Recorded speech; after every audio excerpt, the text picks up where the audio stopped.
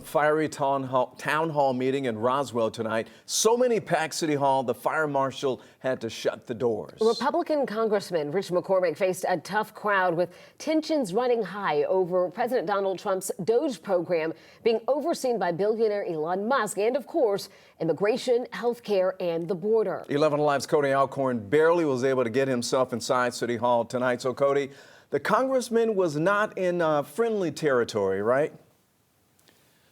Not at all, Ron and Jennifer. Of course, this is one of the more liberal areas of the congressman's district, and a majority of people who showed up here behind me at City Hall were hoping to get some answers and questions about some of those proposals and those executive orders coming out of the White House. Many of them not happy with those things that are happening right now in D.C.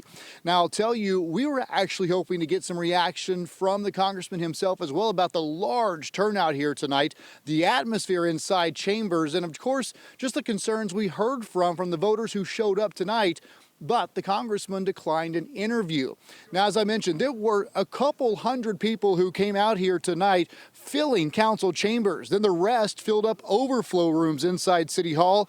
It was standing room only. Dozens of people, in fact, who showed up here on this very cold night were actually turned away because, again, there was too many people inside City Hall. The congressman was pressed on tariffs, the debt ceiling, education, and of course, border security. The Department of Energy cuts sparked a lot of people yelling out during this town hall. And of course, as you mentioned, Elon Musk's name came up quite a bit tonight. The congressman was pressed on the 1,300 jobs cut at the CDC in Atlanta and even suggesting that they can be replaced with computers. Here's what he had to say about that and a reaction from a couple of people who showed up. If we continue to grow the size of government and we can't afford it, it's going to have shortfalls in your Medicare, Medicaid, Social Security, and other things that we can't afford, guys. We have to make some decisions. 1,300 people, which you're referring to.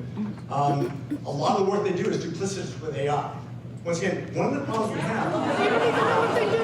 For the most part, I felt like he really dodged the questions and got sort of annoyed with the amount of energy in the room. I think people are very upset, and I feel like maybe he underestimated how upset we are. Well, I think there's a lot of upset people that are concerned about, what's going on with DOGE in particular, as well as our foreign policy affairs.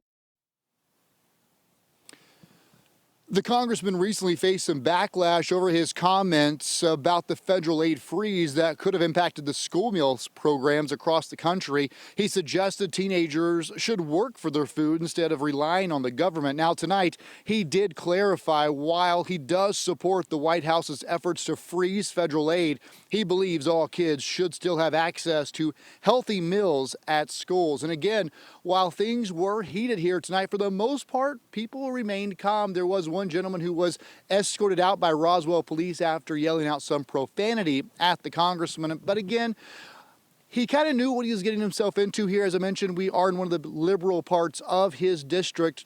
Many hoping he will also continue to do this. While many were not happy with the congressman tonight, they actually respected him for showing up here and at least getting this town hall going. About an hour and a half of Q&A here inside Roswell City Hall. Live in Roswell, Cody Alcorn, 11 Alive News. All right, Cody, it was certainly spirited out there tonight. Thank you.